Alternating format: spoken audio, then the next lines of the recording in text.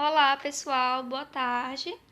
Aqui quem fala é a professora Gilmara, né? Hoje nós teremos a nossa segunda aula de 3 videoaulas, né? Então eu dividi o capítulo de vocês em 3 aulas.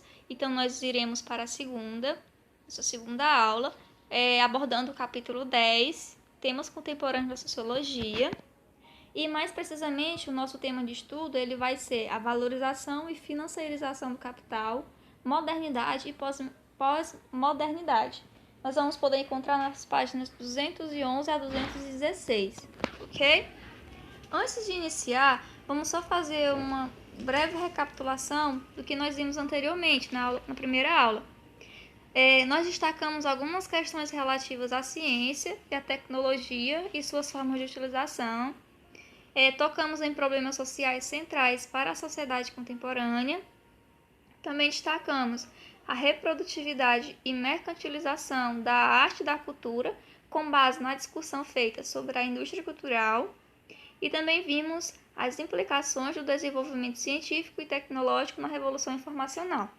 A aula de hoje, nós teremos 2 itens, né? Nesses itens, vamos discutir como o mercado se organiza e especialmente a economia financeira do capitalismo e seus desdobramentos sociais, evidenciando como o capitalismo atual está fortemente fundamentado no capitalismo financeiro, que é a parte 1. E a parte 2, nós vamos discutir a questão da modernidade e pós-modernidade, buscando compreender as principais teses que fundamentam esses debates. Então, vamos começar aqui com a valorização e a financiarização do capital. Bom, galerinha, primeiro nós precisamos entender que a nossa sociedade ela é regida pelo capital, ou seja, ela gira em torno do dinheiro, né? E gira desde o período das mudanças lá na Idade Medieval, onde o dinheiro ele vai passar a ser uma moeda de troca, ok? No século XIX, ganharam espaços os bancos e as figuras do capitalista, tá? O banco é a figura do capitalista que comercializa o dinheiro. Ou seja, o banco mesmo, a figura lá do banco que empresta o dinheiro, e os banqueiros, né, que são os capitalistas que emprestam dinheiro. Que eles são chamados também de capitalistas financeiros. O que eles fazem, professora? É comum, né, tomar dinheiro emprestado de um banco, e essa é uma forma estrutural de valorizar o capital. O capitalista, o dono da indústria, né, capitalista industrial, ele faz isso a fim de investir na produção com o objetivo de lucrar por meio da exploração do trabalho. O que o capitalista faz? Ele pega o dinheiro, contrata o funcionário, compra a mercadoria e produz um produto a fim de lucrar, né? E isso gera lucros e ele vai pagar ao banco ao empréstimo que ele teve, que era a linha de crédito que ele tinha, né? O empréstimo que ele recolheu do banco. Assim, galera, com esse lucro, o capitalista industrial, o dono da indústria, ele paga os juros, né, para o capitalista financeiro, que é o dono do banco, e paga o trabalhador, certo?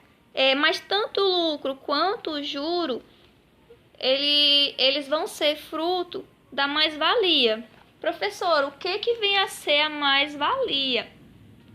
Segundo Marx, dentro do capitalismo, né, a mais-valia ela é a relação de apropriação do trabalho realizado pelo trabalhador como num todo e o pagamento de apenas uma parte desse trabalho. Ou seja, é a diferença entre o valor produzido pelo trabalhador e o salário dele, né? O salário do trabalhador ele vai equivaler, segundo Marx, a uma pequena parte do valor produzido pelo trabalhador. E o restante é a mais-valia, né? Que é apropriada pelo capitalista, que no caso é o lucro do capitalista. Professora, você poderia dar um exemplo disso para mim?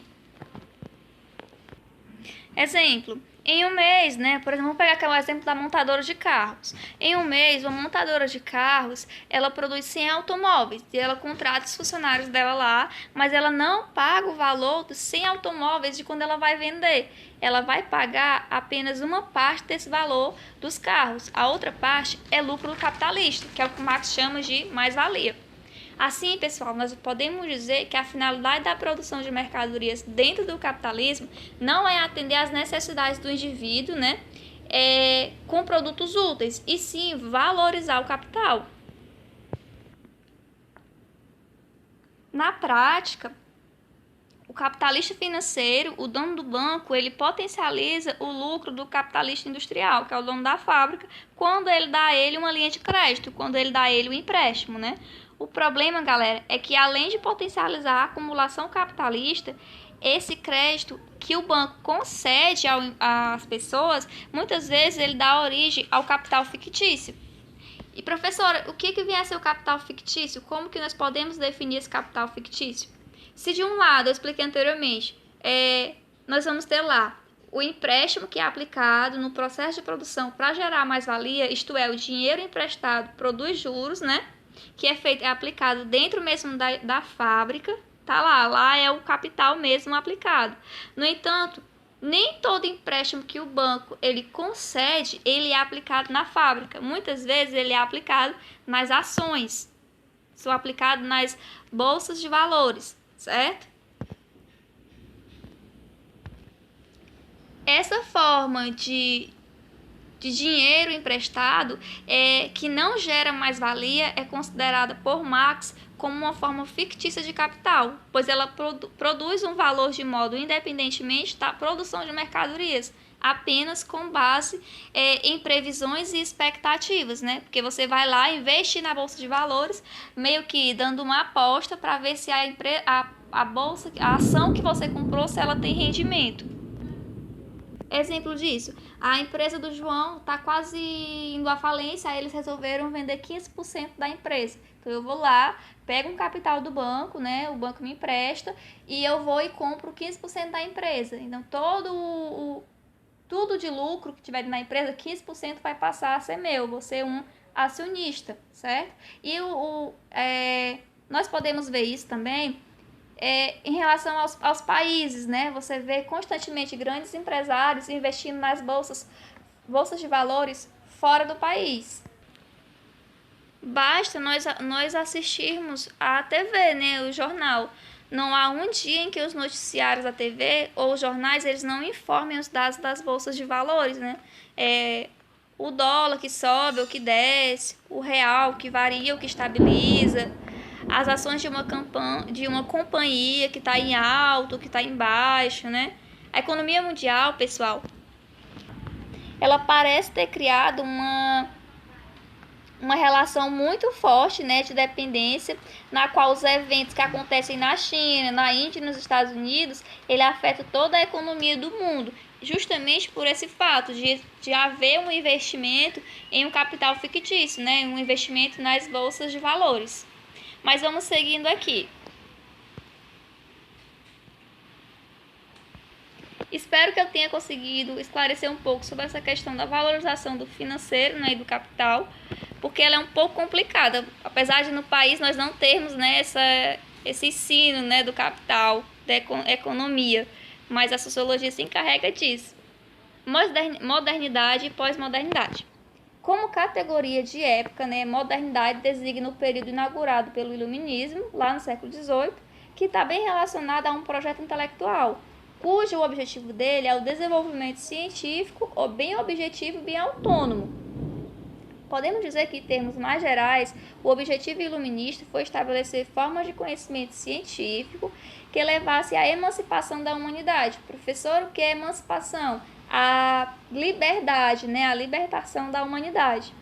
O esforço científico, ele representava assim uma forma de ultrapassar as limitações impostas pela natureza.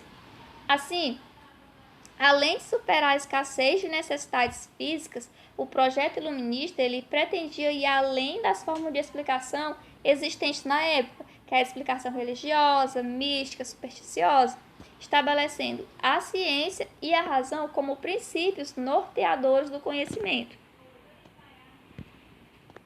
E em nossos dias é muito fácil reconhecer esse conjunto de ideias. A vida em sociedade ela está permeada pelos princípios da modernidade. Podemos observá-los na economia, no direito, nas formas de organização burocrática e nas atividades profissionais.